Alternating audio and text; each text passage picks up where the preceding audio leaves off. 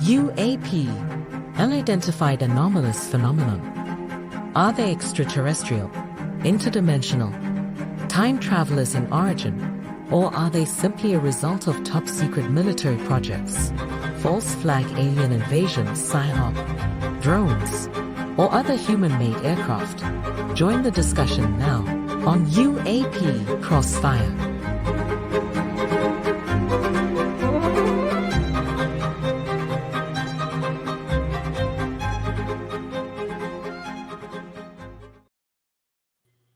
Good evening, greatest audience on the planet. Welcome to the latest edition of UAP Cross Fire on KGRA DB. I am your lead host tonight, Cobra, or sometimes known as Commander Cobra. Charlie Deuce, CC, Coco. There's a long list of names on the rap sheet. Funny that I would use the term rap sheet because my two primary co-hosts tonight, Chris DiPerno and Don Ecker, are both former law enforcement officers as well as distinguished UFO UAP investigators. And I like how you said that, law enforcement. Yes, were. You got that New England accent there. Yeah, I hear there's somebody from New England that's driving around in LA, but we'll talk about that maybe in a little bit.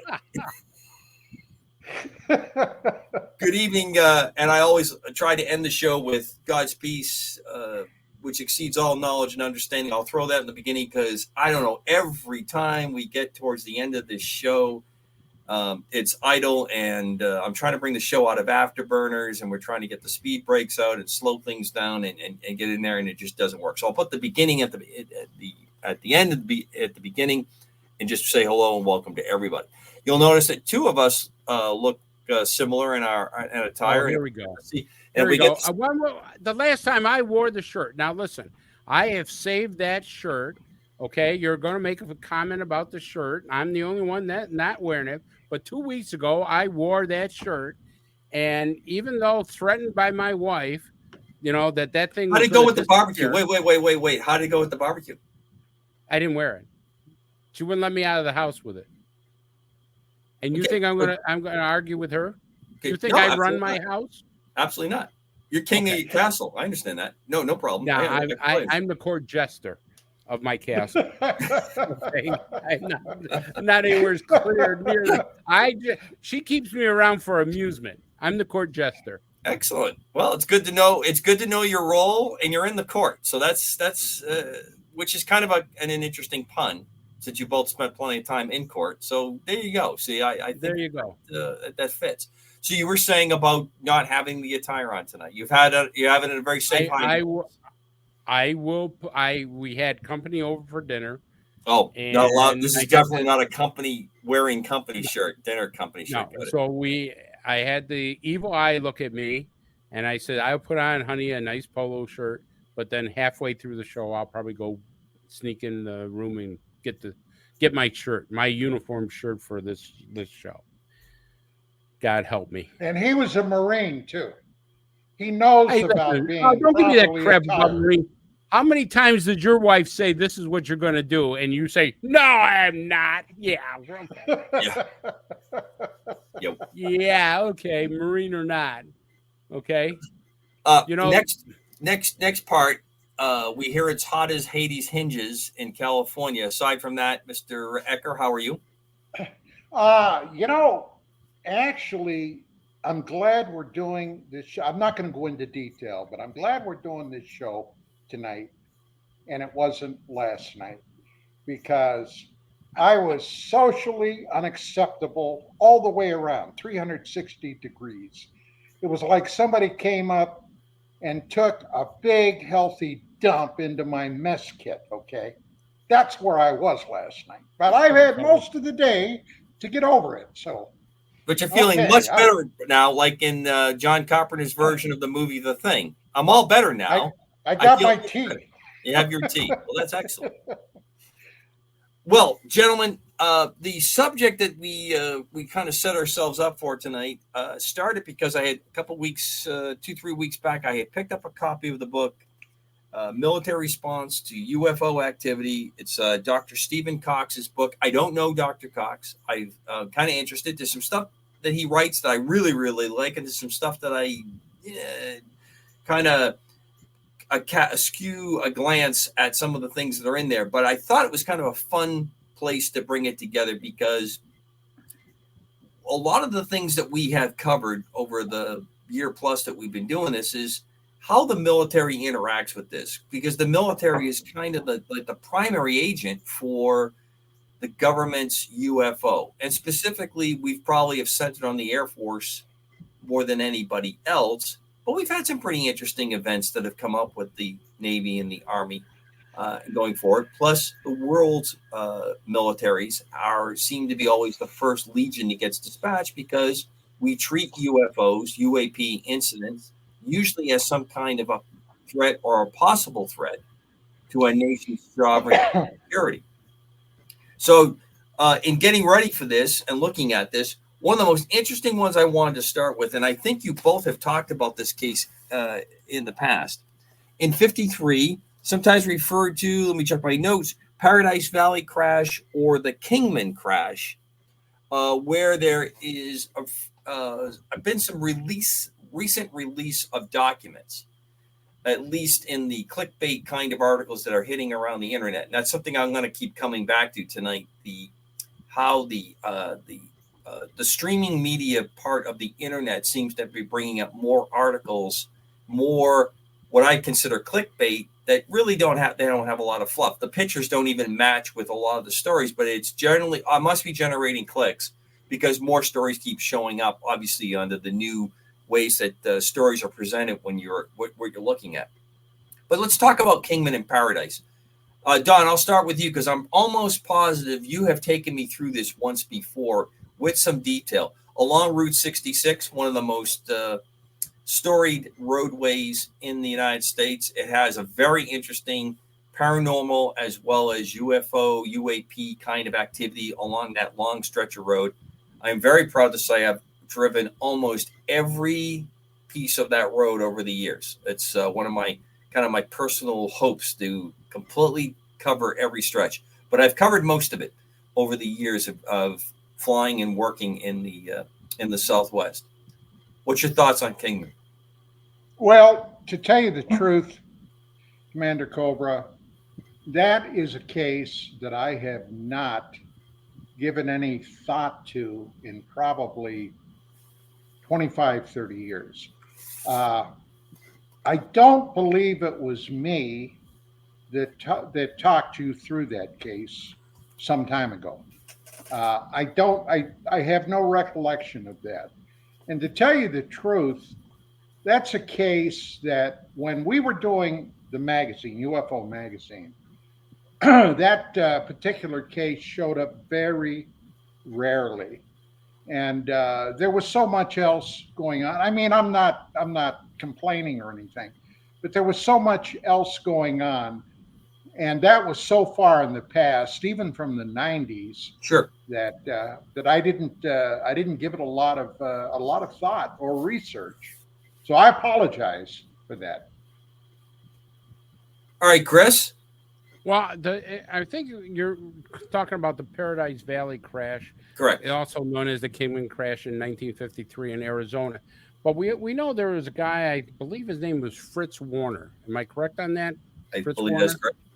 That's right. And Warner had a phony name. I think it was Stencil. And he used to discuss the situation. Kingman, there were some documents that were leaked. Stencil or Warner was an Air Force engineer who studied the impact of nuclear bombs. And he started studying that, and he believed that this crash was supposed to be legitimate. However, I've never seen the documents that they referred to that were leaked out. Now there was Christopher Mellon released a redacted version of this conversation that they had. I think it was 20 years ago. Am I right, Commander? Correct. Right. Okay. So 20 years ago, there was a conversation happening that they believed that they're going to keep this crash quiet and that they had evidence of the crash, and they brought in engineers like this Warner guy and stuff to take a look at this, debris of the crash and stuff. And then whatever they released from this, it was redacted. And so once again, we have a situation where we are not truthful to the American people the military comes in and says, we got to cover this up. We got to, put this to bed. And so this is one of those stories where it's probably had a lot of good information for disclosure, but it was never brought out because the military says, we're not going to do it. And this is what we see with all the military when they get involved in some of these crashes. They go heart bent on trying to cover this up. And this is no different. I mean, there's people and it's who usually say the Air Force. Well, yeah, the Air Force was involved with this, and the thing is, well, the person that really goes there is that they bring in these type of experts, and then they threaten these experts to keep their mouth shut after they figure out what the hell is going on. So it's a situation where you got this information and you do all this fine detail work because they had experts in the Kingman crash. And then they say, well, you can't do anything with it. We're not going to tell the public. So I'm going to pose two things to you. Let's try a quick analysis on this. Oh, by the way, Commander, can I just interrupt you for 1 second? Sure, absolutely. All right. I wanted to just try to to see who our next commander-in-chief is going to be for the military there. So just thought I'd show you the new commander-in-chief. Thanks. I'm glad that we were able. Stone face. I'm not going to forget that, Chris. Okay, so back to the show, not the political show, but the UAP show. I just had to throw that in there. I'm sorry. Here's what I want to drive at. Two things. Let's take a look and say this occurred, and it occurs as Stoneman reports that it occurred.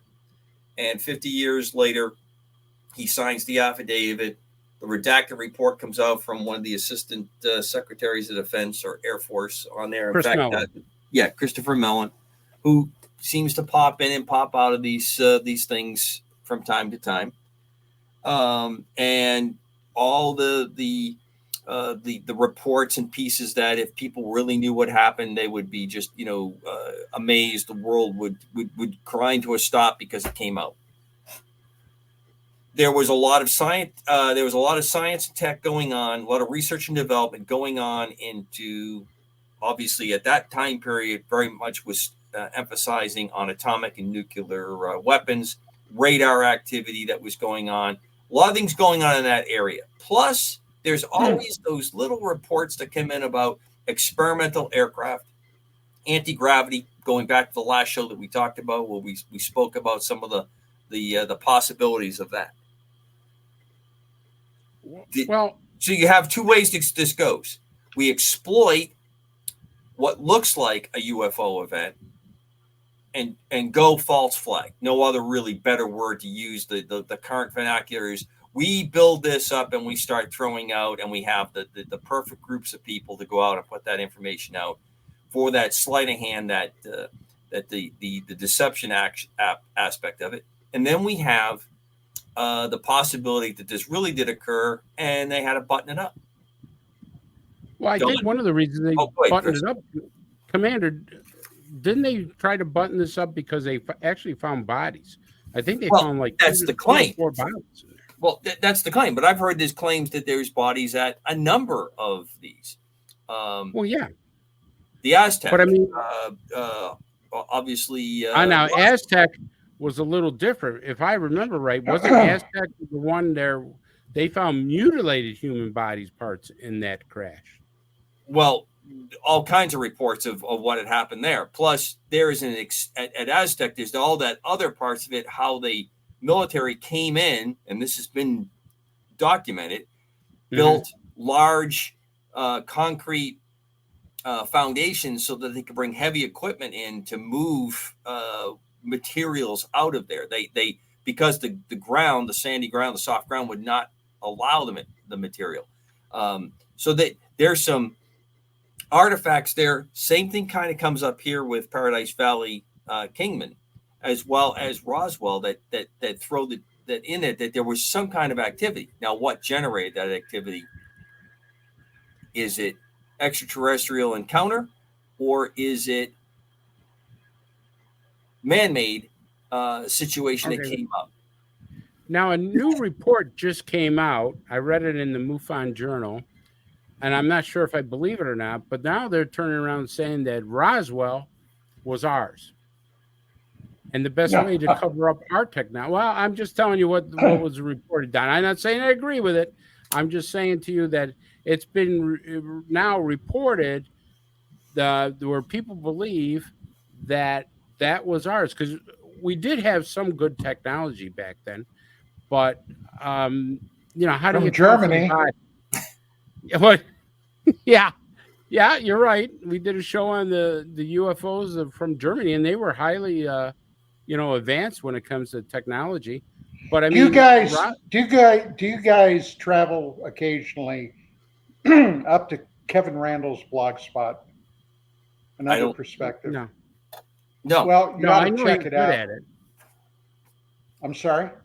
I know he's very good when it comes to Roswell. He's very He's good. one of the premier Yeah. Roswell researchers, and he has a new entry up there. He did a couple of days ago, and if it's not on the very top, just scroll down. But he basically made another command decision that Roswell is exactly what it was purported to be, which is a crash of an unknown craft from who knows where. Now, I had something else I wanted to say, but I don't want to derail us, so I'm going to hold off on that. But it's something that it has nothing to do with UAPs on the surface, but it is something that's very interesting. So All right. I'll shut up now. No, and Don, I don't disagree with, because you don't know what the story is with Roswell. The story has changed so many times in Roswell that the military sends it in 5 different directions, and that's what they're good at. I will tell you one thing. I think the military is absolutely great at disinformation campaigns, because they send you in 5 different directions. You forget about where the real direction is going, because everybody goes, Hey, I've seen Roswell described as an A6 variant of a V2 rocket.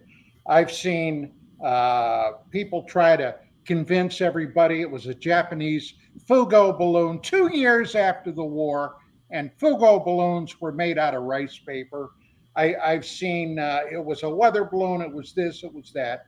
And all those explanations have totally collapsed, not to mention the fact that 3 years of communications from the 509th that by law had to remain there totally freaking disappeared, especially with the year of 47, which is what we're talking about. So, yeah, they've been covering that up forever. On the 50th anniversary of Roswell, okay, back in 97, I did, from the magazine, I did a whole slew of reports about that, including the NBC Nightly News. They had me on. And I got to tell you,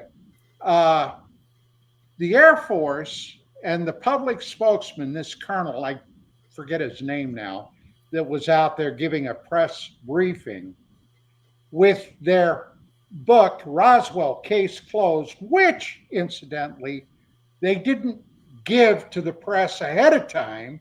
They didn't want anybody to ask inconvenient questions.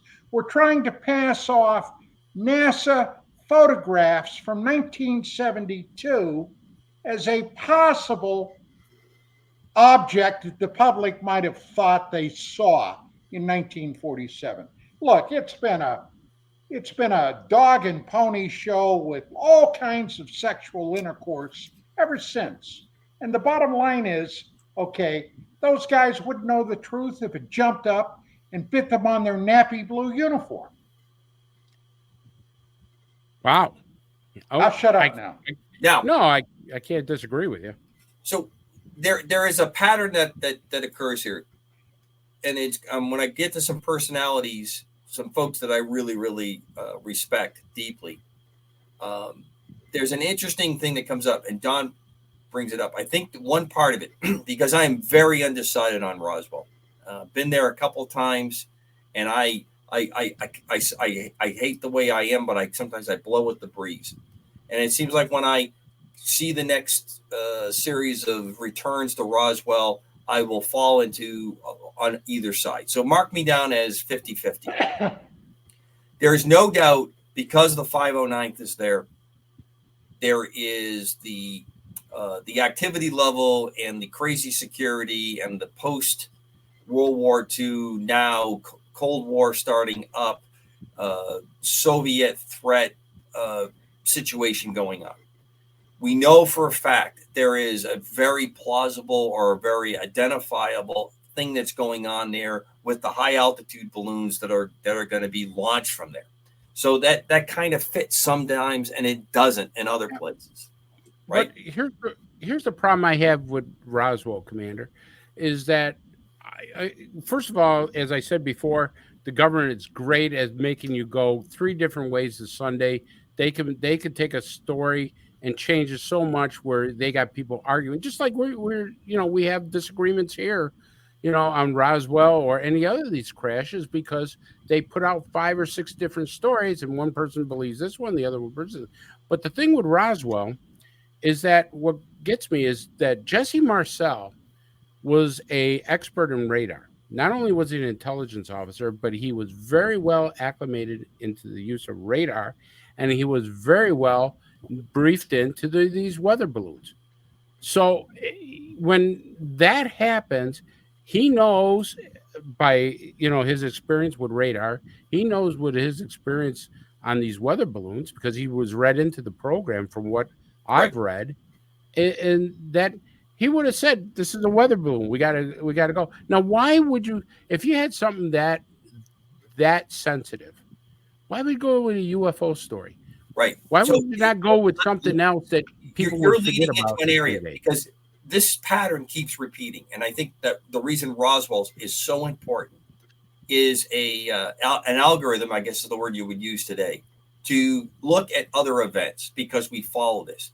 There seems to be an exclamation of truth that triggers other agencies, other levels of government that responds very rapidly after that.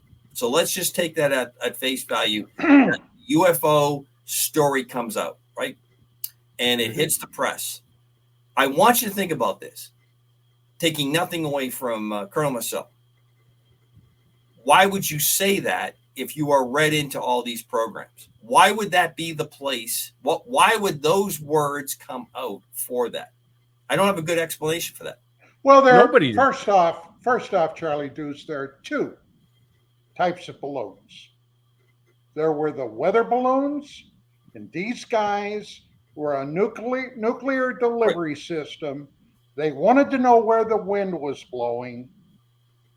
And there were the other balloons. Right, the surveillance balloons, that's correct. That were fixed with acoustic devices and the try to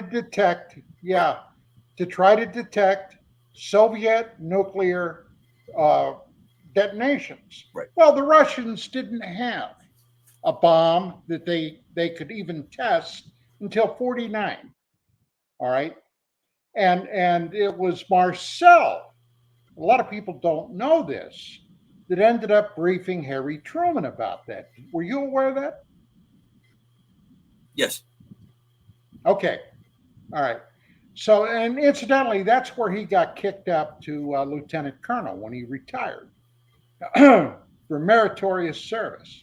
Now, Marcel, I never met Marcel. I met his son. I knew his son, who was a Air Guard brigadier general and a physician.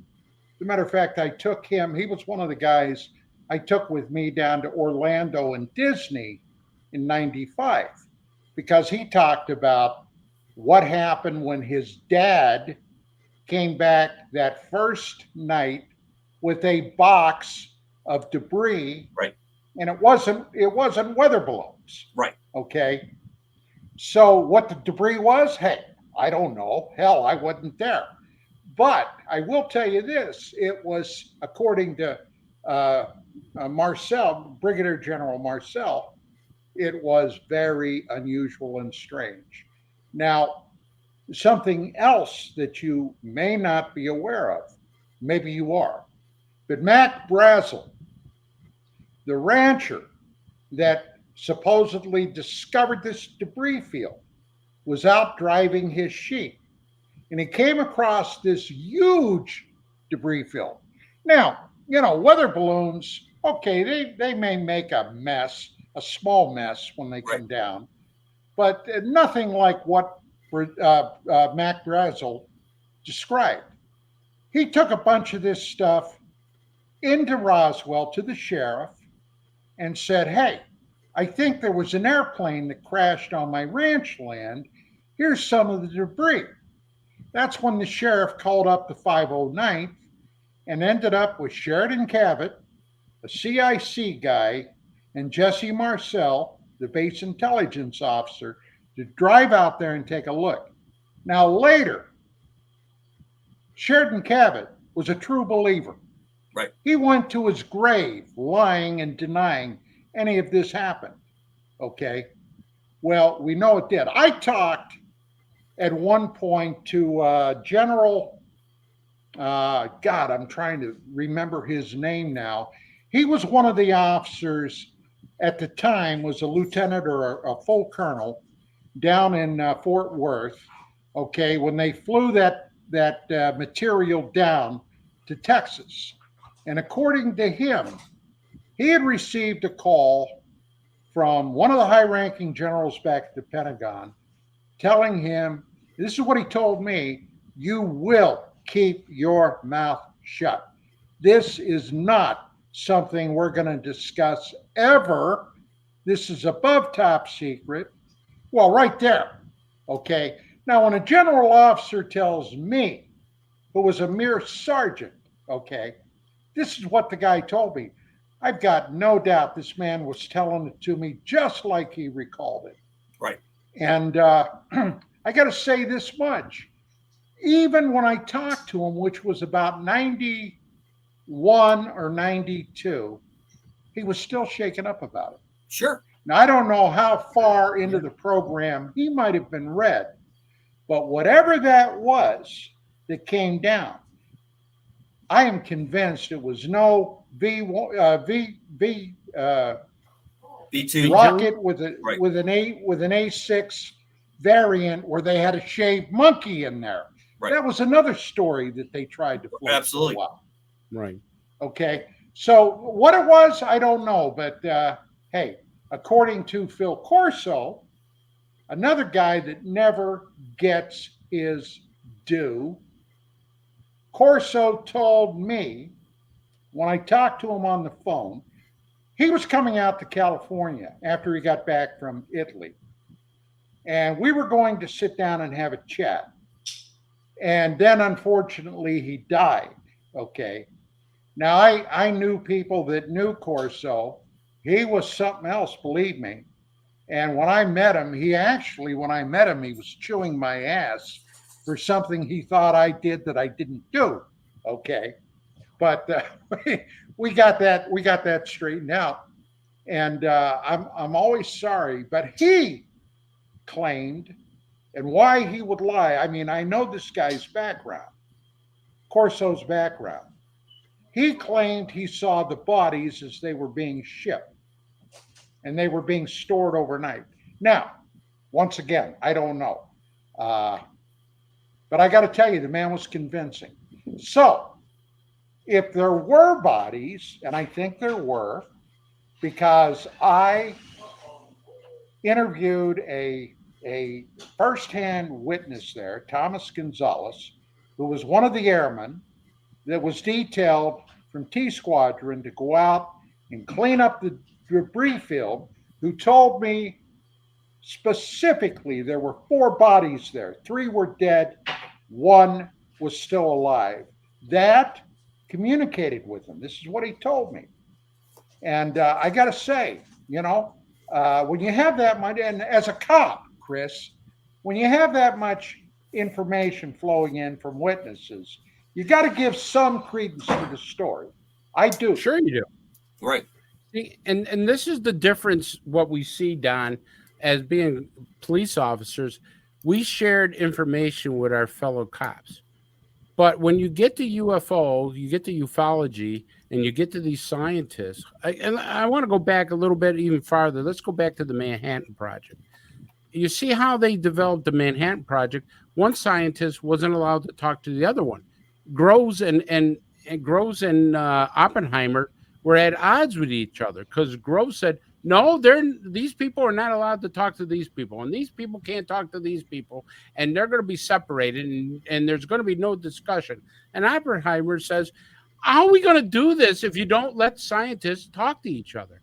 Well, the same thing with the Kingman's case. The problem is you get Stencil there. He goes out, and he's out on loan from goes to the Atomic Energy Commission. They give him a cock and bull story that this is a highly secretive test flight and it crashed, and we want you to look at. If they knew what it was, they just pick up the debris and go somewhere. But they didn't do that. So they send this guy out. He can't even talk to the other people on the bus. He's reported that he says, "Hey, I was guarded by 2 MPs. I'm not allowed to talk to anybody. They shipped me out there, and they said, you do this. You don't talk to anybody else. You don't get involved with anybody else. And then you get escorted by 2 MPs back on the bus, and you do your report only to us, and you never talk about this again." But we've seen this time and time again what the military does.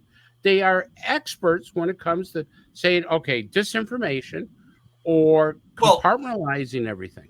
To be fair, there's reasons for that. I'm not disputing that, Commander, but those reasons can easily be grafted into situations that do not require it, or at some period of time.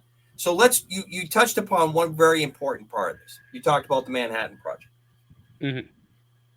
There's still sensitivity in the Manhattan Project that it got busted. That there were scientists, despite all the controls they had, and when you think about the magnitude of the work that they did, but Joe Stalin and the Soviets weren't very far behind, knowing almost page for page. They had agents in there. They had sympathizers that sent them the material, because the very people that they needed to work, they knew were risks because of their communist backgrounds, whatever it was, because they came from the world of academia. They knew what they were up against. I mean, Oppenheimer, for all intents and purposes, flirted the line big commie sympathizer. He flirted the line back and forth, and then there was was Edward Teller. And then, of course, you have the belief that, we should have done what we did. We should have done a demonstration. And that story has been stratified and romanticized so that depending on who's telling the story, you have some sympathetic or not sympathetic viewpoint that comes out. That affects how we see UAP events. This business of trying to maintain control. How about the part, I believe it starts with Roswell, of the reports that Stalin is modifying, altering, disfigured, and right. I can't think of the right word. I think Leslie Keen's put out that report. And trying to scare the Americans by bringing over a craft with these people that have been surgically altered to have this alien capability to scare us. Bullshit. The problem with that BS remark is, and I tend to agree with you, Don, the problem I have with that is when you have silted the water so much, it allows something like that theory to have some, it's going to grab some purchase. It's going to get people to pay attention to it because it's all over the place. And here's the reason I wanted to talk Roswell and bring it in. So thank you for doing that. I always go back to the first statements. I'm sure you too, that is something that is primary. Absolutely. When you write in your notebook, that first statement, and then as the person calms down or gets more agitated while you're doing an interview, you go back and you start seeing how the story changes or where the deviations come in. But that very first statement on Roswell is so unscripted, correct? It seems so unbelievably bold, honest. It seems that it triggers everything up. It's not like today. That took hours. That took probably close to a day or at least a half a day to get out, get to newspapers, and then possibly by a phone call for the reaction to start. And how quickly it snaps after that. The bodies that show up to get control of the situation, to set the story, to set it straight. But are you referring to the initial report, the Army recovered a flying right, disc, and the blah, initial blah, blah. news story that goes out. Also, in direct connection with that, okay, I can recall, and it's going back 25 years ago, around the time of the 50th anniversary, that they were trying to blame the press officer right for releasing that story. Now, look, this was the most elite military base on the planet in 1947. The security there, I'm not going overboard by saying it was draconian. Nothing got out of that base without Colonel Blanchard's okay with it. Okay? So, initially, Blanchard, must have been convinced that this was nothing mundane. Okay, this was something extraordinary. I just wanted to get that out there. Right. Yeah, so why would he allow that press release then? Because it's true? Yeah, but if it was true, that's like saying, God forbid, a nuke explodes on a base and you have a problem. You're not going to admit to that.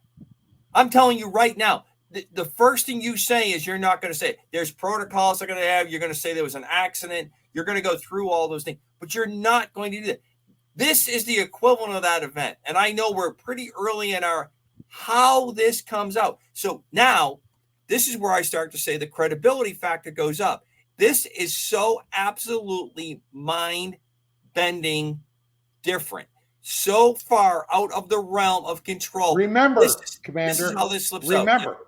Yes. Remember, this was weeks before the National Security Act. Correct.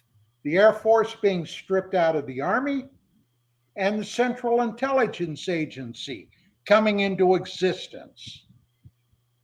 Immediately following, in the aftermath of whatever it was that happened there, we get the United States Air Force instead of the United States Army Air Force, their own separate entity.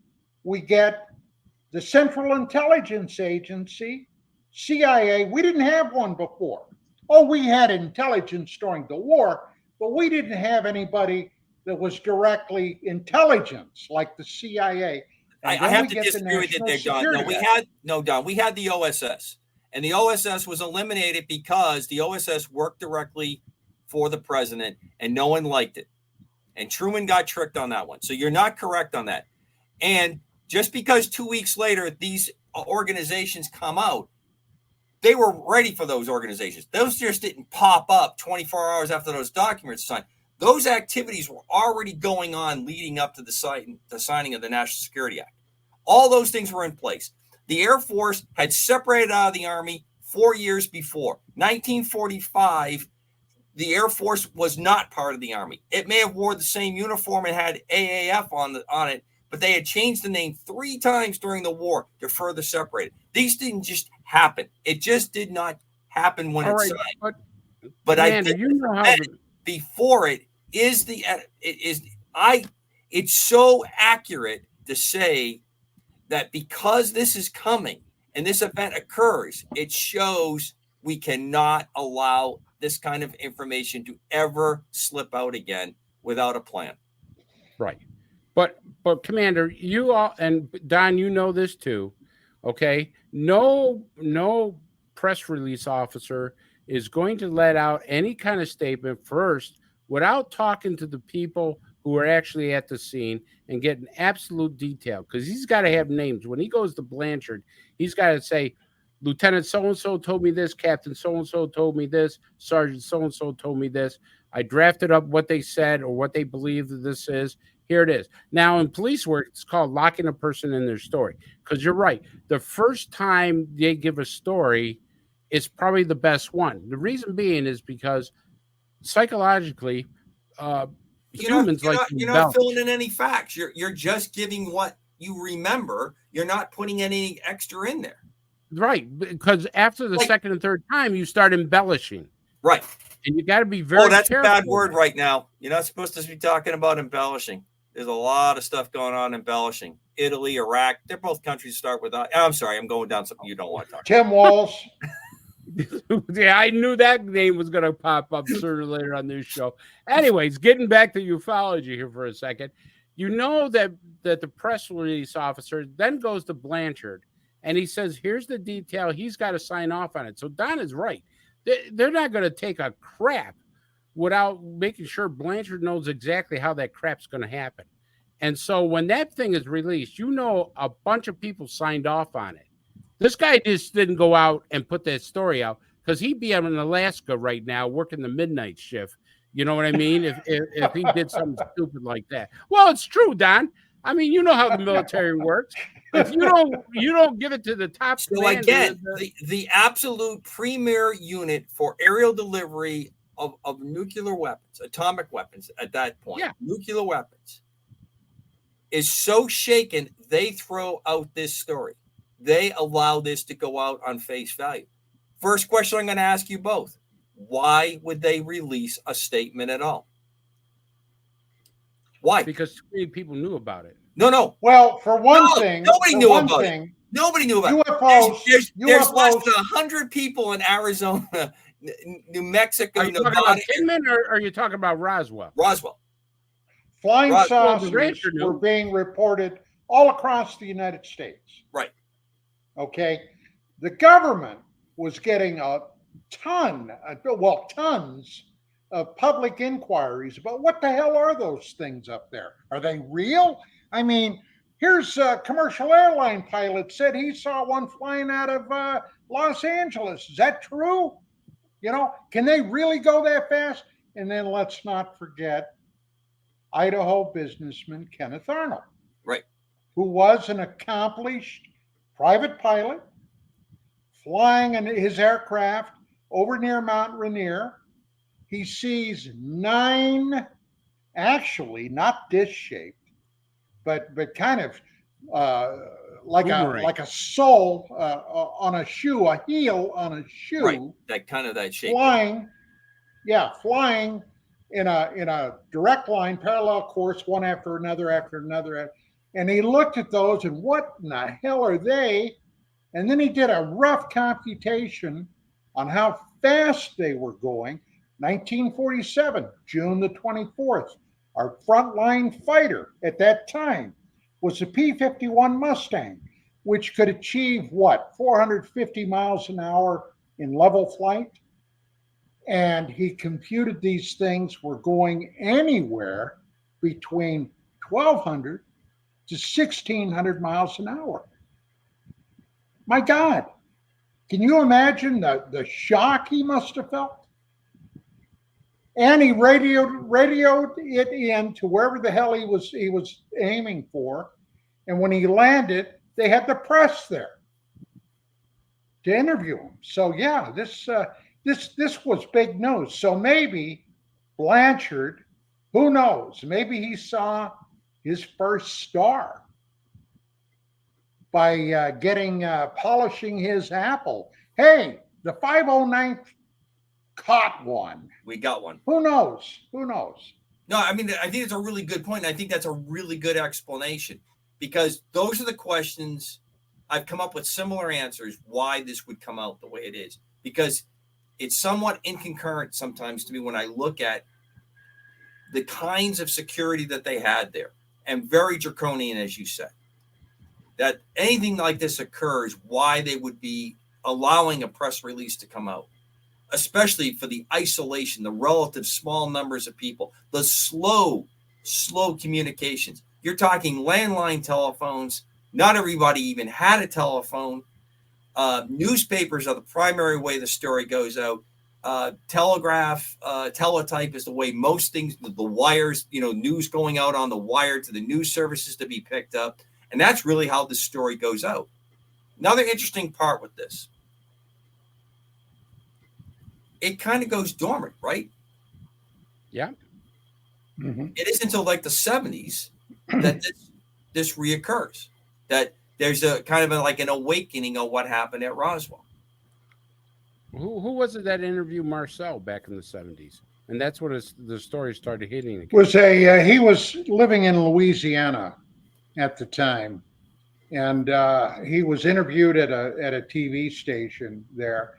Somehow, somebody that knew Stanton Friedman got on the horn, called Friedman up, and told him about this guy, Jesse Marcel. Right. And it kind of took off from there. Now, in the interim, Bill Moore, who is a rather today very infamous name in the UFO field, ended up co-authoring the first book on Roswell that came out in 1980. Now, there were still people that recalled Roswell. Donald Kehoe, of course, knew about Roswell. And Ivan Sanderson knew about Roswell. Richard Hall knew about Roswell. But they didn't, they had too many other things going on. They weren't worried about it. Roswell was, that's in the dusty past. But Roswell, for the most part, as far as the public, was totally unknown. All right, let me throw a monkey wrench into this thing because I love doing that. I love monkey wrenches. Roswell was a black swan project.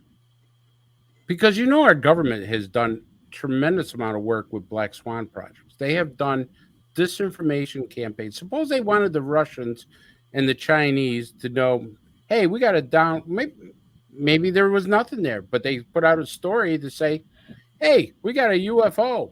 We got a spacecraft. And, and of course, what's the Russians going to do? The Russians are going to think, wow, what do they got? What can they get from it? Are we going to be in danger? I mean, we throw it out. Just look at the Nimitz. So, Chris, I heard many years back, I heard a remark that very similar to what you just made, because we knew that there was a crash in Europe and we thought the Soviets had got their hands on something before us. That is correct. And that this was to make them think we were not too far behind. And we've done that before. We have done all kinds of black swan projects. I call them black swan projects. These are projects where they come up with so many different things for disinformation or to start a coup. And we were very good at overthrowing governments back then. We put out all kinds of disinformation things. We weren't the only ones that were involved in such activities. But I mean, we were by heady world that we lived in those days. No, but I mean, we were the varsity when it came to it. I mean, they came up with a project called Operation Northwood to put a remote. Now think about this: they wanted to put a drone that was a 747 or some big jet airplane with tape recorded voices to fly near Cuba and to get in a war for Cuba to make a phony shoot down of this plane. They were going to blow it up. There was going to be nobody on it. They were going to remote control this plane near the edge of Cuba, blow it up with people, tape recorded voices, screaming and howling, we're under attack. And Kennedy said, no way, you're not going to do this. And look at all the medical projects that soldiers, unbeknownst to them, were given all kinds of injections or submitted to medical tests or nuclear tests. So, even though I believe that Roswell was still a craft, it's in my back of my mind that say, these guys could have came up with this cockamamie story just to throw the Russians off. Operation Mockingbird comes to mind when you were talking about that. Yeah. organized use of the press to go forward. And if you go to that, that's a 60s, late 50s, 60s. I forgot the exact date for Mockingbird, because I don't really think whatever it is now, it hasn't changed very much. And again, all three of us have worn the uniform. I understand why we play some of those games that we do. The problem is it's like a drug. You can't, once you taste it, you're hooked. You can't give up on it. It's too easy. It's too easy to convince yourself that you're doing right by doing wrong. I mean, because you always repeat success. When you got success, you want to repeat it again, right? Or worse, when you lose, you figure, let me go double or nothing on the next one, and I'll make up and be back ahead on the other side.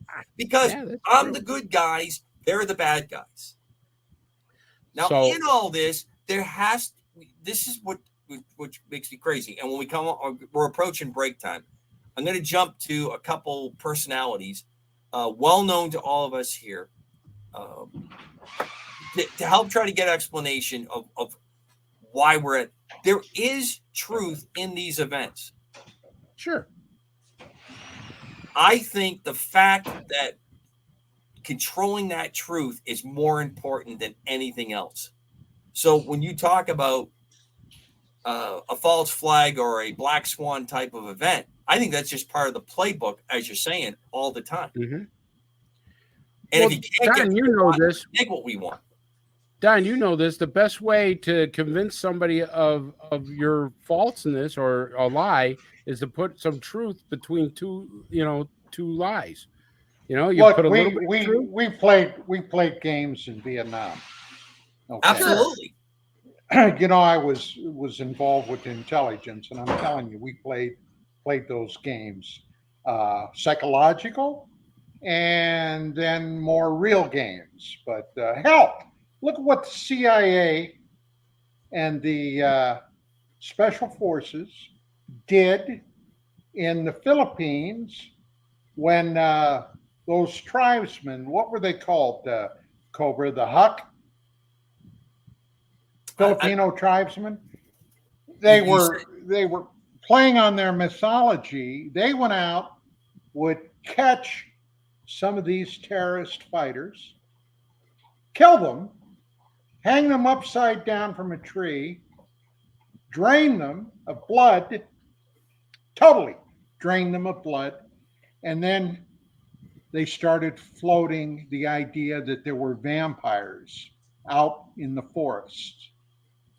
Well, one of the ones I remember from your era, Don, was the analysis of the Vietnamese culture, that if you weren't properly prepared, and your body was released in a proper way, your spirit would wander.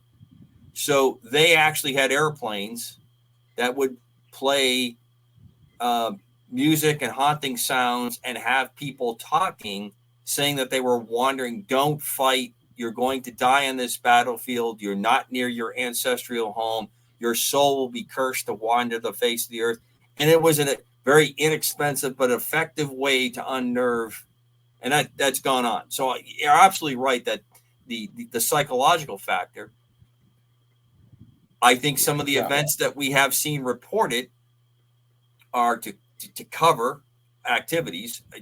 You all know my strong feelings on that documented that there were seeding in the 60s, UFO conferences with false information just to figure out what people were seeing and to keep that fever going. And Commander, just like you and I talked before, and I was a skeptic of it, but I'm a true believer of it now. Look at the Nimitz incident. I mean, I believe, as you, those are our crafts. I mean, I am totally convinced that we have conquered anti-gravity, and those were our crafts. And people said, well, no, they can't be, because they would never do anything dangerous like that. Bullshit. Bullshit. I'm sorry, Don, I took your line.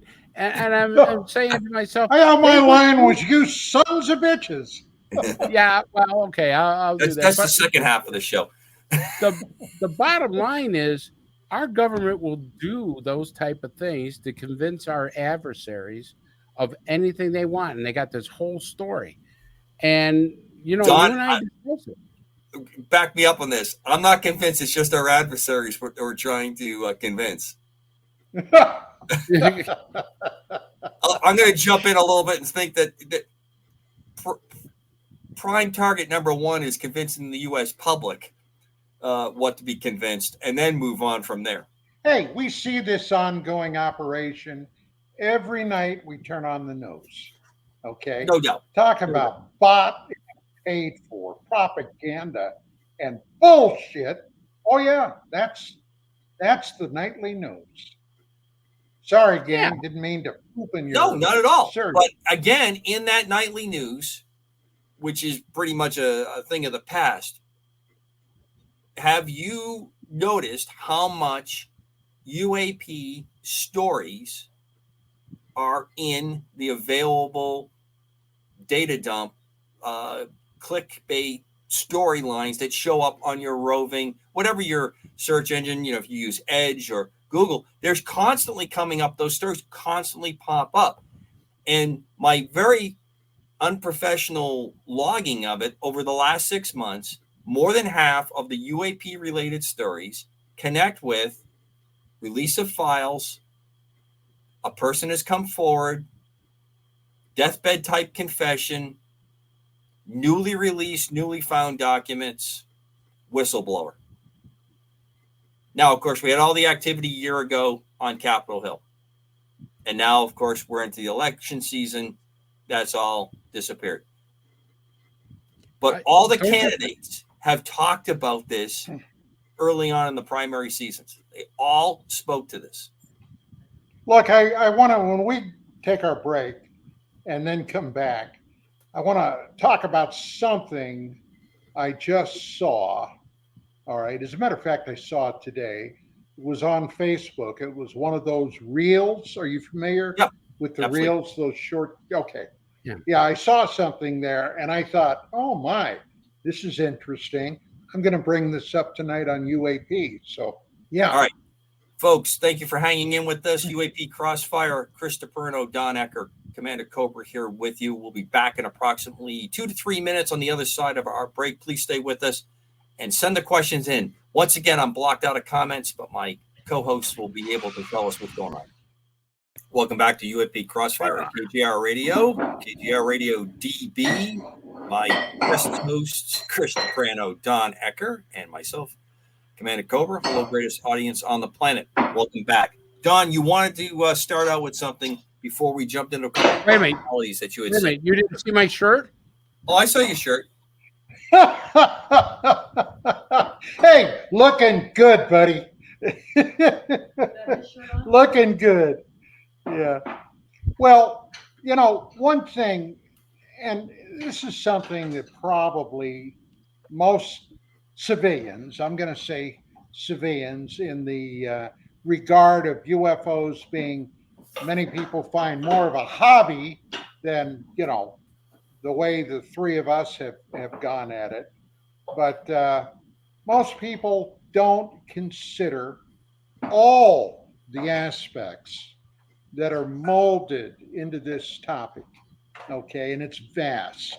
It goes so far beyond lights in the sky or Navy ships seeing underwater lights. I mean, it's beyond truly beyond comprehension. Well, the one thing, and I try to keep my eyes open for it, and I know you guys do, is the intelligence feed that often goes into this. And there are people out there in the field that traditionally, for years, have been fed stuff. Most civilian researchers don't have the benefit of having been an investigator or military or anything like that.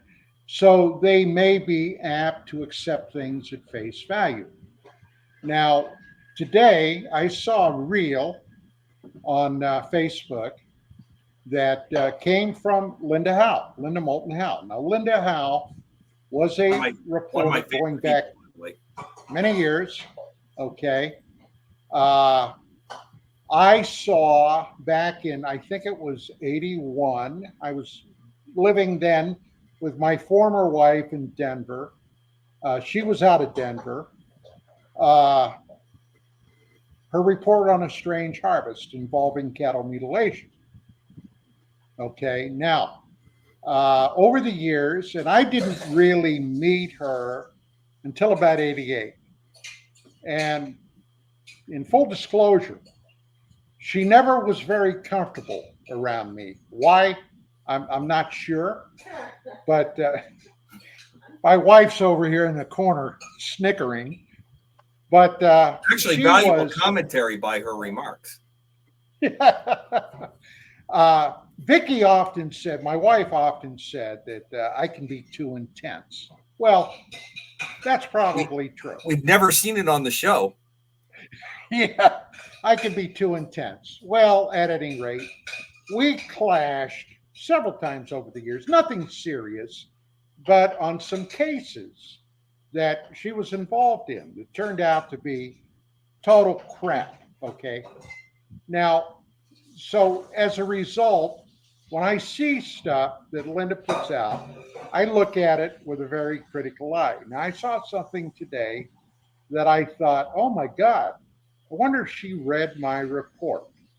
And basically, this allegedly came to her from military contacts, all right, that there are two factions of extraterrestrials that are in conflict with each other. Okay, and I've told you that my theories on that a long time ago. Absolutely. But that there is a plan down the road to exterminate humanity, basically, to wipe us out so they can have the planet for themselves. Yeah. Now, this kind of fear porn, I refer to it as fear porn. Well, hell, maybe it's true, maybe it's not. But if I had something like that in my craw, okay, that I wanted to eventually get out to the public, I'm going to have some damn evidence and proof for it. I'm not just going to throw it out there, because what use is throwing it out there, okay? But then I began thinking intelligence-wise. Now, hey, as a population, Americans today are as divided and as divisive as any time in our history, going back to 2 points in history, right before the Civil War and right before the Revolutionary War really kicked off. Sure. Okay? Never in our history have we been more divisive. And what does that do? Well, for the powers that be, okay, that's very handy. Because if you're too involved with squabbling with that bunch over there, okay, you're not seeing what's happening right here in front of you. And intelligence, I thought this would be a perfect ploy to feed into something as divisive, because it is, as the UFO UAP field. Now, gentlemen, I'd be very interested in your thoughts about that. Chris, you want to go first? Or do you want me to jump? No, you jump first. Well, Don, I think you know from the past that we've talked, I completely agree. I think it's part of the playbook. I think it is a very handy way to generate conversation attention. I think it started earnestly with the ability to help cover up types of technology and specifically aircraft that we were probably bringing online 50s, 60s, and 70s. Then as social unrest has grown, as the world government kind of situation, because I don't think you can have this conversation and not separate it out of that. But I think that there's two parts that have to be respected. So yes, I agree that this is a methodology to help maintain control. You can't control the internet, so you flood the internet with information so that the truth is now distilled in a greater field of other interesting things to look at. You find organizations, personalities, people that are, if not malleable, at least can be useful for passing the information on. And I think everyone's been guilty of that at some point in their life. You hear something and it's given to you as you know, we have this crisis that we have to handle, but it has to be handled discreetly. Think of things that have happened in your family or with friends or with where you worked, and you go and try to do stuff. And ultimately, it's contrived. It was designed to cover something else up. It was to get people's attention off of something that the person that set this up didn't want to happen. I think that that's very, very plausible. I think it's very, very active that's going on. But if our kin belief is true, that tells me there has to be something at the basis of this that makes it worth to do that. That our belief that we do have extraterrestrial presence, activity, craft, there has to be some level of it. Now, how nefarious, how amicable, what kind of agreements have been made, what kinds of bills might be coming due on agreements, conflicts that we're caught between, that we're the battleground, our own hubris that we are the most important entities in this entire universe, all works perfectly in hand with this situation. So I agree with you. I'm gonna just say a couple of things. First of all, Don, your paper was excellent. It's really good. But here's the one thing that, you know, I started thinking about after reading your paper a while back is, what have they done for us? They haven't done a damn thing. I mean, I get these stories all the time. Oh, they're nice. They want to help the planet. And in your paper, you're saying there's a hostile race out there. Well, first of all, I will tell you, if they're as smart as we think they are, they're going to just sit back and make some popcorn and get a soda and watch us kill ourselves. They don't have to interfere at all. They can sit back and just watch us, because we're on the brink of World War III, and we all know it. I mean, the Middle East is breaking up. Europe is breaking up. Everybody wants to go to war. Here's the thing about that, Chris. We all know it. You're right. But the American people have heard it, but they don't know it.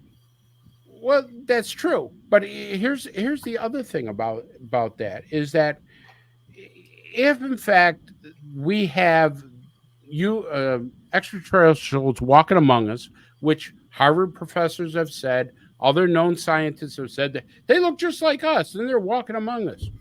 They haven't done a damn thing for us. So how do you think, I mean, this is the way I look at it, is that they're walking among us. If they are so smart and they're so far advanced than us, why don't they come and help cure cancer? And I'll tell you the other thing about this. I was thinking about as you were saying, if the government let's say the government made an agreement with these people and said, yeah, you can go ahead and abduct these people, as that's rumored to be. Who's going to go to jail for that? Because let me tell you something. If they try to take my fat ass out of my house, that's kidnapping and assault.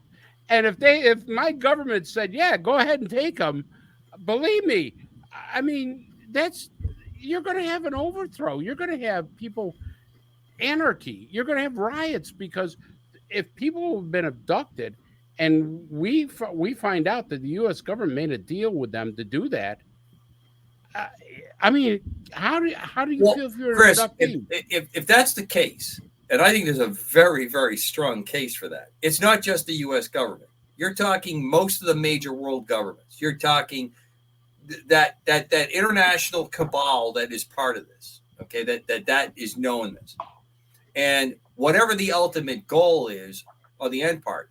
One of the reasons that you say, well, what have they done for us? There is quite a bit of talk that has gone on about preventing the nuclear exchange after our atomic drops in World War II, that we see a lot of activity. Is that because they care about us, or they just don't want what they want to take over to be ruined? Well, I agree with that one, the first one. Do they lack the overall capability to just raise us from the face of the earth? Well, you gentlemen are forgetting one thing, okay? Whatever it is they're doing, it's their agenda.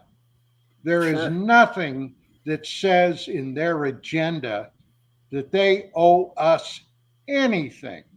Now, I happen to think it's highly probable that prior to the melting of the ice sheets 12,000 years ago, we, planet Earth, had an advanced civilization that through some means or whatever became aware of what was happening and abandoned the planet until it all washed out. About 1,000 years later, okay, when civilization, after another mini ice age happened, started to come back together, we got things like Göbekli Tepe, which nobody still to this day has a clue what the hell that was over in Turkey. And not only there, but a lot of places. These people that emigrated off-world probably came back.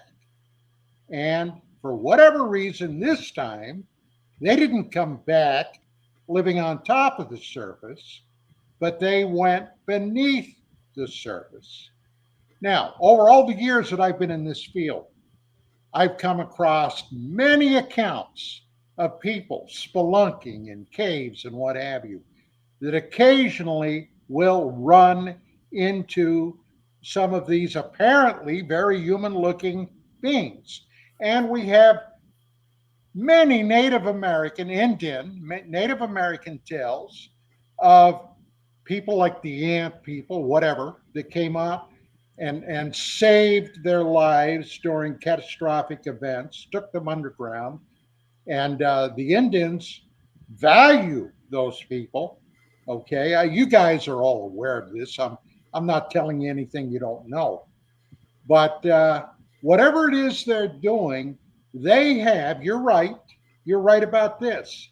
They have a valid concern that some moron up here is going to set a nuke off. We saw, I'm sure you guys have read some accounts of the contactee movement back in the 50s. The FBI under J. Edgar Hoover was even sticking a microscope up their butt because they were giving what the FBI thought were pro-communist sentiments about getting rid of our nuclear weapons. There's always been, reportedly, a concern among these visitors, for the want of a better word, okay, about nukes. Now, in 1962, I was in junior high school when the Cuban Missile Crisis broke with President JFK. And my old man, okay, was called out, suited up. Okay, here's your rifle, here are your rations, blah, blah, blah. They thought they were going down, are you ready for this? To invade Cuba. Because Cuba had short-range Soviet nuclear weapons pointed at places like Miami. And the Pentagon, the Joint Chiefs, were threatening President Kennedy en masse of resigning if he didn't do something. They thought he was dithering around. They wanted to go in and strike the missile bases, but Kennedy held them off. And hey, as a kid, I was 12. As a kid, I was 12 years old. Of course, I had no idea what a nuclear event would be like, but I was convinced that they were going to use them as a kid. Now, that's a hell of a thing to put on a 12-year-old kid. But I wasn't the only one. It was all across the country. We came this close to nuclear annihilation. I was the only kid that wasn't able to fit under my desk. Remember those desk drills? They said, Chris, you could just sit there. Don't worry about this. All right. In an interesting segue, I'm going to bring up two names, two people I deeply respect. Very interesting people on the world stage. First, Buzz Aldrin. Buzz Aldrin successfully lands us on the moon. Second person after Neil Armstrong to step onto the moon. Makes some statements that he saw UFOs and then kind of retracted his statements later on. Now, I'm going to set aside any discussion that we didn't go to the moon. I'll gladly have a show about that. It's not really a UAP subject. On someone else. We went to the moon. I completely agree. But I will play along and be polite if somebody else invites me onto a show to have that discussion. Well, I'm just trying to use good Christian virtue on that. My point is, if he is the number one person I would like to meet that is alive on the planet today is Buzz Aldrin. Mainly to shake his hand and just and say thanks for what he's done. I incredible person in my mind. And lots of things that he has shared in the different books and stories. But he, among many, many astronauts, has talked about these events and these occurrences. And then they are kind of shuttled off. They start to get handled, packaged. Things start to come out into the press about them, about, that there's, behavioral changes, they're almost to the point of coming out and saying that there's senility and things like that going on. He changed his viewpoint that what he had seen, the UFO activity, the UAP activity, was simply the rockets, the boosters that had brought them to the moon, and was still in a decaying orbit going away, and that's what they saw as reflected. And there's other reports that come up. I'd like your take on Buzz Aldrin. Me Do you want me to start? Go ahead, Don. Go ahead, Don. Okay. Several things. Number one, the man is, and all of them, Collins, Aldrin, Buzz Aldrin, and Armstrong, the truest of true American heroes. Think about that. They were the first human beings to land on an alien planet in human history. Well, at least as far as our history goes. In human recorded history by a vehicle we made, now that I completely qualified that statement. Exactly. They were warned ahead of time. I am convinced. Let me make this clear. This is my speculation.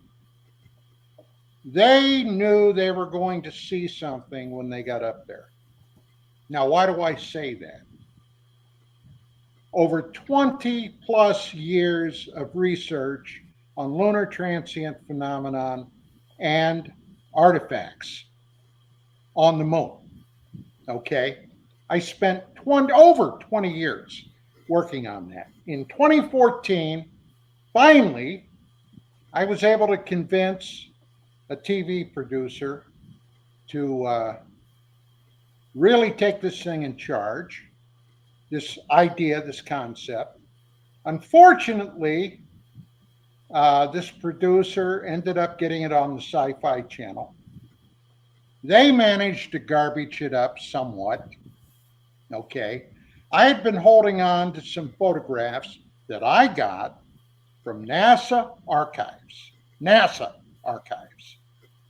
that showed pure, unimpeachable artifacts that shouldn't have been there if nobody's ever been to the moon before.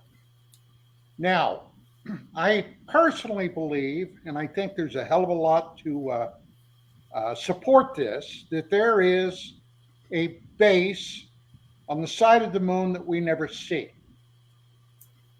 Our moon is orbitally locked. We never see the far side. And I have pictures, photographs from NASA that show some very odd things on the rear of the moon. Now, with that being said, when we did this TV show in 2014, Buzz Aldrin was interviewed right after I was. I was, by the way, the research producer on that show. And the producer took over to Armstrong several of my photographs. And I've told you guys this story. When they placed him in front of him, he violently twisted his head away, adamantly refused to look at them. And furthermore, he didn't want to talk about the goddamn moon at all. The second human being in history to step on the moon. This guy will go down through all of human history. He didn't want to talk about the moon. What he wanted to talk about, what he would talk about, is going to Mars and finding out what that obelisk is on the Martian moonlit Phobos. Now, buddy, I have fought 10 years. I thought about that in my mind. This is what I think happened. They went to the moon. They came back. What did NASA and the government do? They put them in isolation. They couldn't see or talk to anybody. Right. Quarantine, they called it. I think right. These guys had their minds taken out and washed. And when they did turn them loose, several weeks later, you never saw a more dissolute looking, group of guys in your life. It was like they were all in a deep, deep, deep depression. What happened after that? Well, Armstrong became a total recluse. Collins disappeared from history. Buzz Aldrin became a roaring drunk. He cleaned up, okay? He cleaned up. But whatever happened up there affected them all deeply. And, I think that's what happened. Chris. Well, first of all, I'll agree with Don that Buzz Aldrin was an amazing American hero. So was Mitchell. So was Armstrong. These guys Buzz are all Aldrin's still alive, by the way. He's not in the past. Yeah, he's 93. He just got married again. I don't know if you know. You got to see the girl he married, man. I wasn't invited. Wasn't invited to the wedding, so I'm not going to talk about it.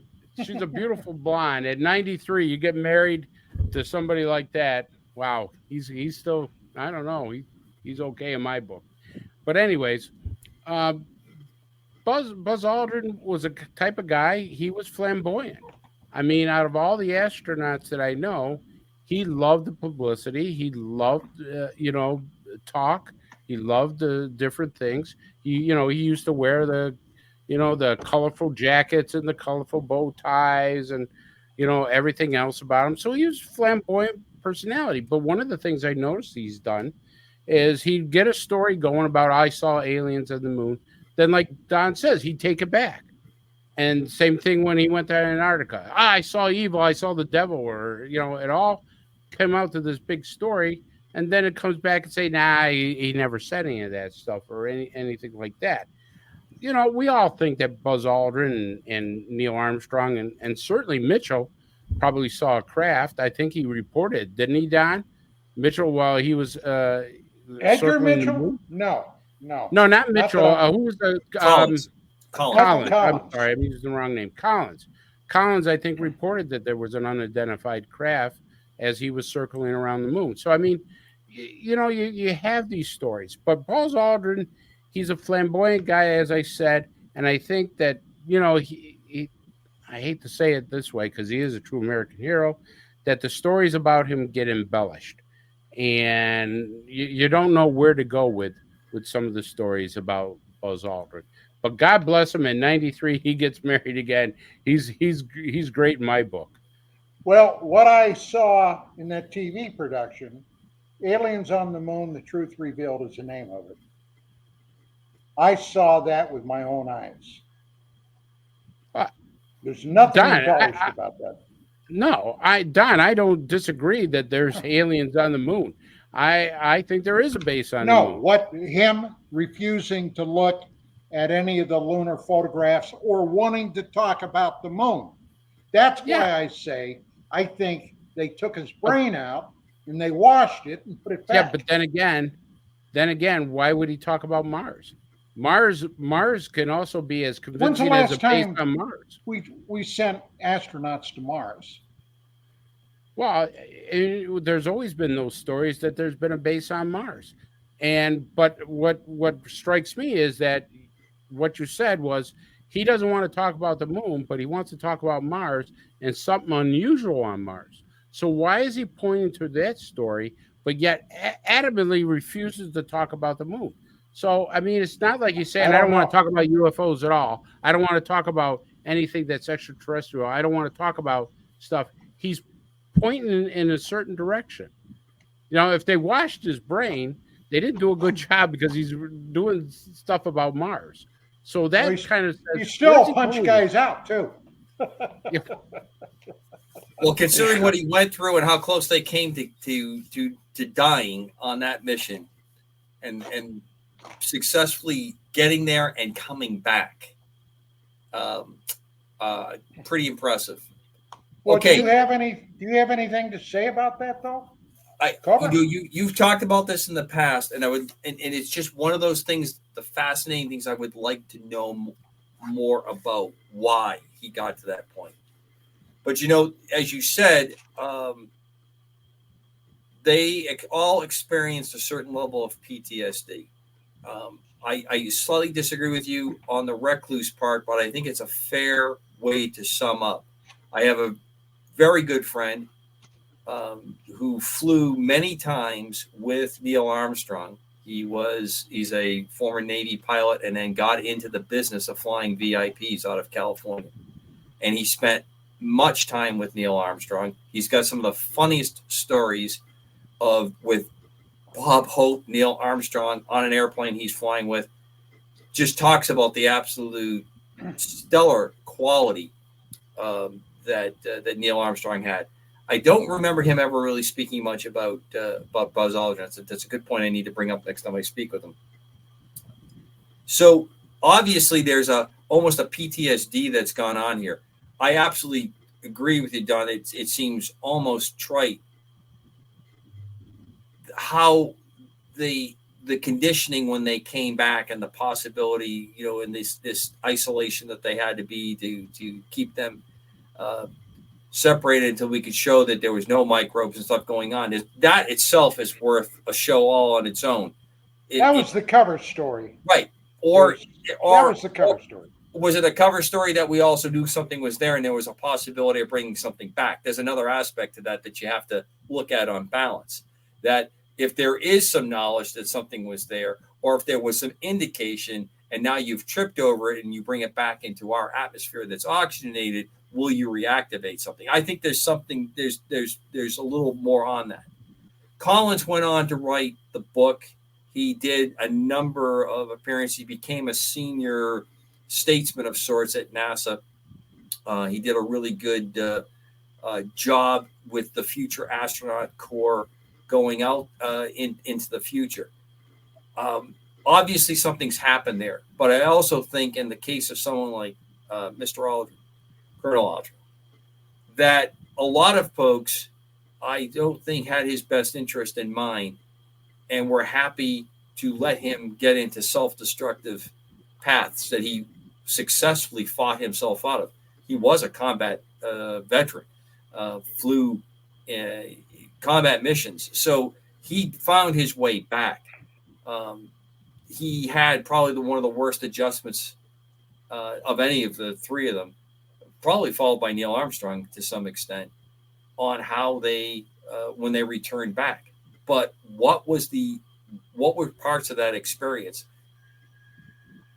I think that there's some credibility to what he originally said. It's the changing of the story.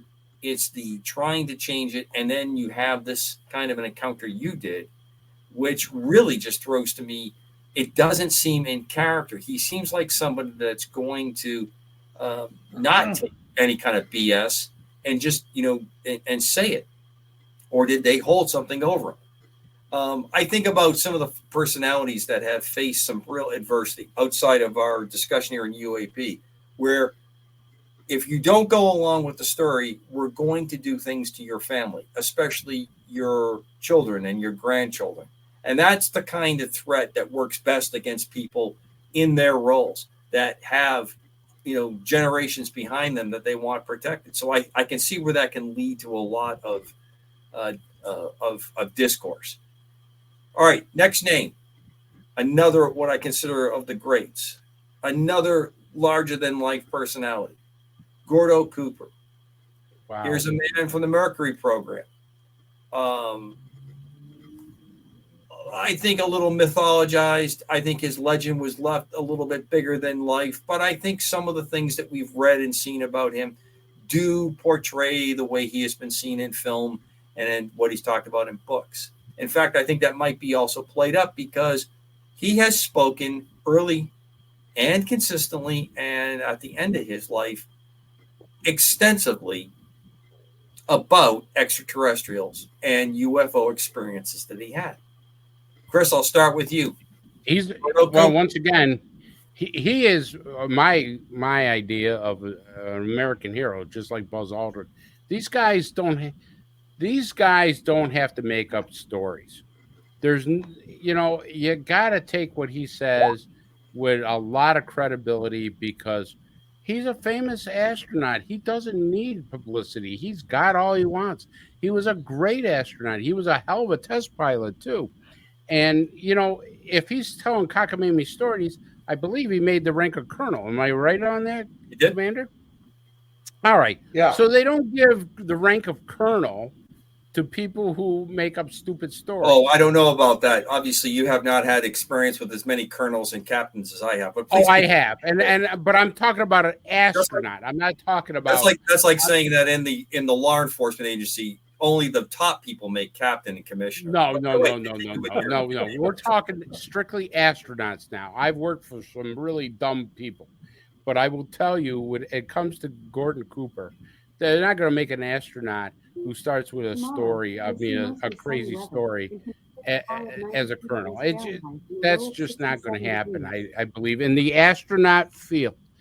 But to me, first he talks about his experience as a test pilot, and then he talks about, the stuff that he saw as a landing and everything. I truly believe Gordon Cooper's story. I think he's legit. I can't see where he's changed his story at all. I can't see where he's embellished it. I can't see where he's done anything that he wanted publicity out of it. He's left. He's done a real remarkable, good life. So let's quickly just touch upon one of the events. He's out. They're doing work. He has the high-speed camera crew that's recording some of the stuff they're going to do for test. They have the, as he calls it, the classical saucer that comes down. The landing gear extends out of it. It touches down. This crew is getting closer. These guys are professionals. They're taking really, really good photographs of this craft, and then it takes off and disappears. He gets the film. He reports it. The film, he's told to stop talking about it, and it's confiscated or it disappears into the system, I think is probably a better way to put it. He follows the protocol that's there. They sent a special courier out to pick it up. That's right. And it's interesting that there was a protocol for these kinds of events. He knew what to do with it. Now, it didn't end his career. It possibly even accelerated it, if you think about it. It didn't slow him down. He didn't get sent to someplace to be debriefed, as far as we can tell. Nothing changed with him personality-wise from this event. Now, this is not the only thing that's occurred. He and his fellow pilots flying F-86s when stationed in Germany years before this launch for activity that is over a central part of the Federal Republic of Germany, otherwise known as West Germany. They're involved in this. Again, openly talks about this. Goes through the space program. There's all kinds of reports in Mercury. Excuse me. During the Mercury program of things that are seen they're not openly dismissed, but they're explained away. He had a sighting on his last Mercury flight. Correct. As well as he goes at the end of his career, or cruising towards the close to the end of his life, he addresses the UN on this subject. So, Don, give me the pickup where you have on Mr. Cooper. Well, Vicki and I knew Colonel Cooper. He had an office over in Van Nuys. We went over there one day, spent a whole day with him, interviewed him extensively. He gave me all those stories, the landing at Edwards, the overflights in Germany, flying the Sabres. I asked him, I've never been a pilot. So I really, there's tons that I don't know about that. And apparently the F-86, he was flying Sabre jets, could not reach the altitude that these things were at. What was the ceiling on that, Deuce? Was that about 40,000? I was going to say, at best, probably 50,000, but most likely they would have stopped at 40,000 without a pressure suit on. It would have been a 40 to 45,000 foot altitude. Right. So anyway, and I asked him, I said, well, what do you think they were? Do you have any idea? And he said something at the time struck me kind of funny, but he said, I can't really say. He said, in one regard, they resembled like great seed pods flying. Okay? Seed pods. What the hell does that mean? I don't know. But then there was something else that he talked about. Now, his book was in the process of coming out, and I reviewed it, his book, for UFO Magazine. And my favorite NASA spokesperson then attacked him, and when the book came out, and I got into it with him. I'm talking about, of course, Jim Oberg. Okay. Oberg and I went at it hammer and tong. And I'll say something else about Jim in regards to this. I said, well, you seem pretty convinced that Colonel Cooper is at best embellishing these claims, or at worst, outright lying. So I'll tell you what I would like to do. I'd like to bring you on my radio show, and you can lay out your proof. Well, I ended up inviting Oberg probably, and this is no lie, maybe 25 times to come on my show. And a friend of mine who also had some contact with Oberg said, he said, I'm going to see if I can get him to talk. So my friend approached Oberg, and Oberg said, I'm not going to go on his show. Well, why not? Because he has control of the microphone. Now, in all the years that I've been broadcasting, I have never once shut anybody off. I have never censored them. I have never given them a list of questions. None of that. It's all been totally organic. You guys have both been on my show. You know that I'm not one of those heavy-handed guys, that if I don't like what you're saying, I'm going to cut you off. That's not how it works with me. But this guy, to boil it all down, was a chicken shit. Okay?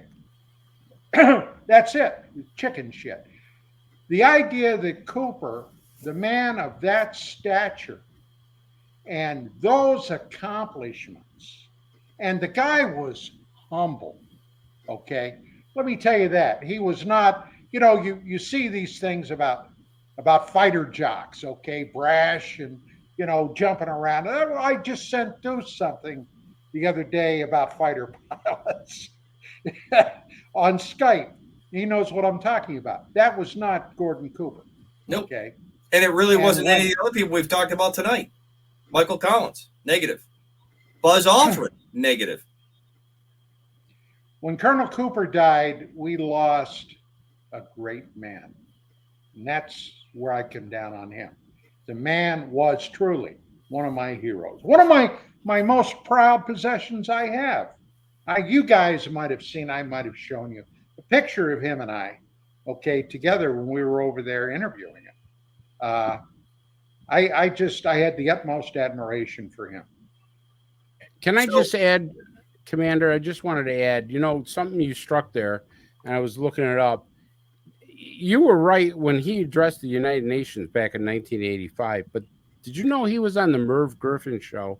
I'm kind of telling my age now, but he was on the Merv Griffin show and actually said we had an extraterrestrial body. And that was one of the points. He actually said that the government has been covering up the secret, and I'm going to do my best to get it out there until his death when he was 77 years old. But he has went to the Washington Post with this story. He went to Merv Griffin show on television with this story. And what year was the Merv Griffin show where he made that remark? Do you remember? I don't remember the date, but I did read an article that he was on the Merv Griffin show that he actually admitted that. So the reason I bring that up is in the White House in these years when these things are occurring with Cooper, with Aldrin and others, Richard Nixon.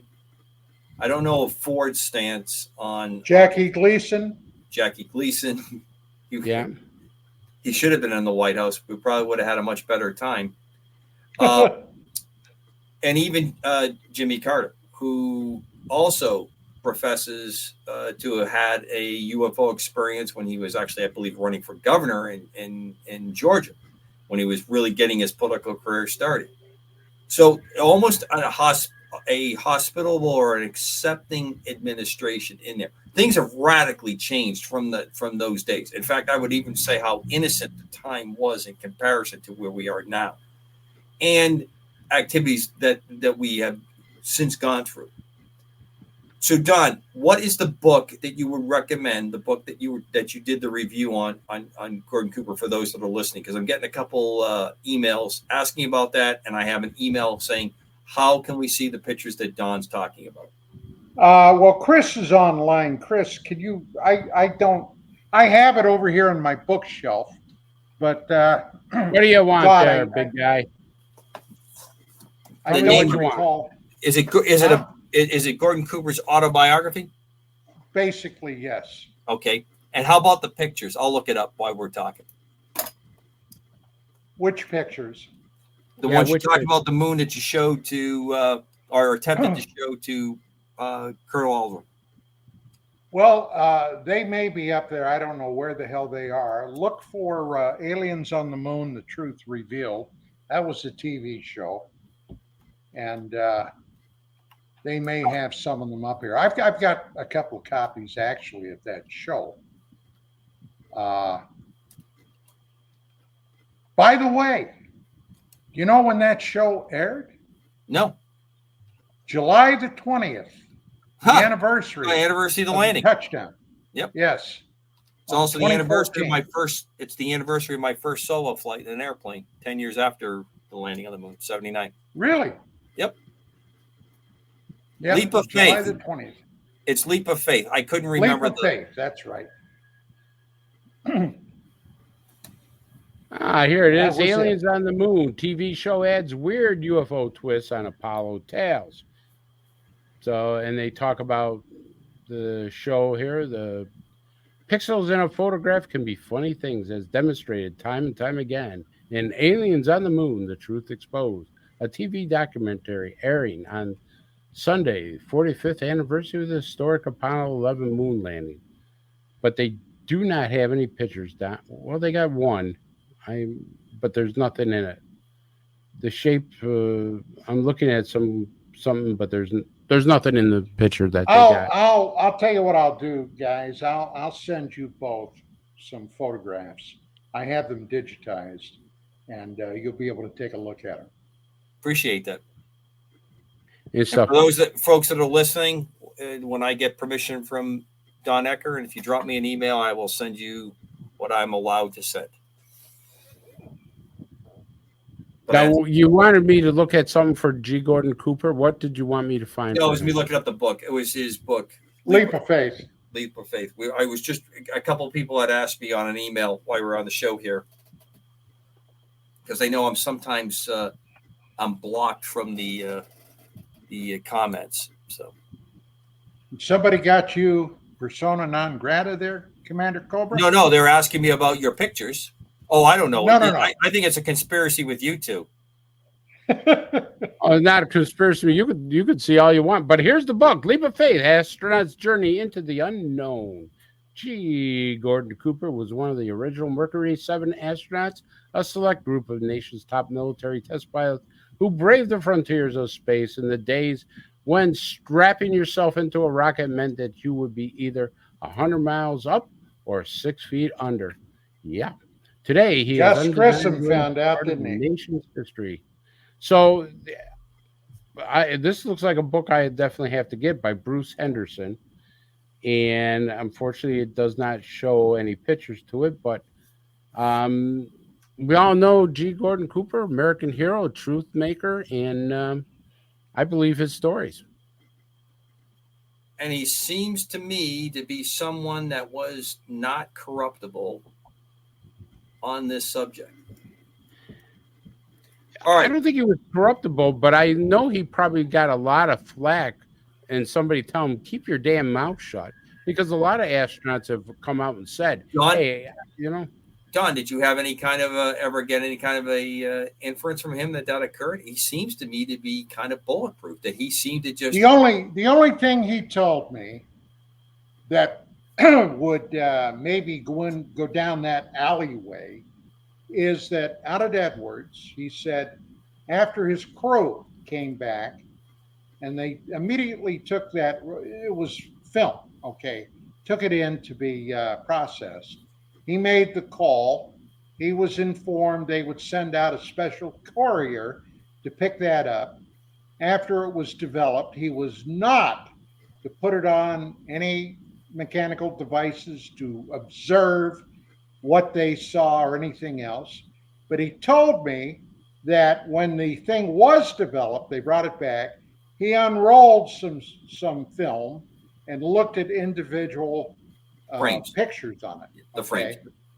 The frames. And then he wrapped it back up, put it in a pouch, and this guy came out, flew in, came into the office, he handed him the bag, the guy walked out, and that was it. Now, later, people tried to track this down by going through Blue Book. Now, this happened in 1957, all right? That's when this incident recounted by Cooper happened. And Blue Book had zero, zip, nada, nilch, any reference to it whatsoever. So take that for what it's worth. Well, no discussion is complete for me on what these gentlemen, without bringing up Gene Cernan, last man to stand on the moon. Someone I actually did get to meet and talk with. I found him to be one of the most captivating and a true gentleman. Paid myself and many, many others the greatest compliment I think could ever have been bestowed. He thanked all the people who didn't get selected to be an astronaut that were out there still doing the work, because when he had finished a combat tour in Vietnam and then he went into the space program. And he always thanked the people that weren't selected, that wanted to do what he got selected to do, and was able to go to the moon to go do that. And I also think of he's one of the few that I cannot find any reference, and I was not in a setting where I could ask him. Quite honestly, it was just not, even something was on my mind when I met him, about any experience or what his feelings on ETs were. I've yet to really ever uncover anything about him where he has given an opinion on that. But to almost every person that has flown in space in the astronaut program, and in a number of those in the other countries, mainly Soviet and Russian, there seems to be a shared experience where this is not far from the realm of their understanding, belief, or acceptance. But Gene Cernan wrote his daughter's name on the surface of the moon as kind of a tribute to her. And I thought that was always a very cool dad thing to do. All right, we're coming up to the last bit of the show. Can I make one remark before Absolutely. Before you can make two remarks, maybe three. Yesterday, August the 7th, was the anniversary of America's oldest military medal and decoration, the Purple Heart. Marc, correct. I am proud to state that I was the commander of the Military Order of the Purple Heart Hollywood chapter, which was begun by none other than Audie Murphy, the most highly decorated American serviceman during the Second World War, who had every medal imaginable, including the Medal of Honor. Correct. And yesterday, I saw very, very little mention of it. It was an award created by General George Washington. And on the medal, it says for military merit. But it later, after World War I, then was presented to Americans, both posthumously and those living, as a medal for wounds received in action. I, at the risk of sounding like I'm bragging, I'm not. I had 2 Purple Hearts, and it means a hell of a lot to me. And most people today really don't take these things into their consideration. But I got to say, to any man or woman that served in the armed forces, it means a hell of a lot. And with that being said, I thank you. And we thank you. That's the hardest one to earn in my mind. Now, one last thing. The Mideast is in kind of crazy turns and twists, and the country of Iran is at the precipice of many things. In 1979, I believe, let me just check the date very quickly. Sorry, I got to check the note. I didn't memorize it correctly. 19th, in 76, Iranian Air Force launched to a very large hovering object over Tehran. That part of the world has long history with reports of contact, UFO, UAP activity. I bring that up also with the fact that there is a cultural comfort, ability to, it's just not that far off in that part of the world for many of the groups that live in that part of the world, understanding the possibility or the connection with extraterrestrials as part of the culture, as part of getting contact, wisdom. In fact, one of Don's favorite movies that he got me hooked on, that part of the world features prominently as the place where events occur that during a conflict, how contact is made and how it transforms into our modern age. Thoughts of cultures that are more open. We only have about a minute left, so we'll make this one quick. Are there some cultures that are just more open to this understanding? I think Don has done us really good histories in the past explaining. You go back to the place where the Bible starts from, where the Quran starts from, those origins, there seems to be a lot more connection. Don't forget India. And India. Well, I have to be careful when I almost say. I'll say that southwest part of Asia. How's that? That covers that area. That swath. Yay, nay. You think that's the origin area? Because that's where we think we started. Well, that's where the Sumerian texts claim that the Anunnaki, the visitors, those who from heaven came to earth, basically ended up landing in what today is, well, Iraq, Syria, and parts of Iran, Mesopotamia. And that seemed to be where they came down originally. Now, all right, you got to remember Don, too. Hold on, Don. We're 30 seconds. I got to give Chris a quick go. We'll pick this up on the next time we go. Chris, I had done some research where the India has always been openly about their culture, especially the past, where they have thought that there's been nuclear wars by different extraterrestrial races and visitation by other races in there. So India and that type of stuff really fascinates me, and I think that it's all true. You guys are the best. The audience that listens, I thank you. You are the best audience on the planet. Talk to you in a week. Out.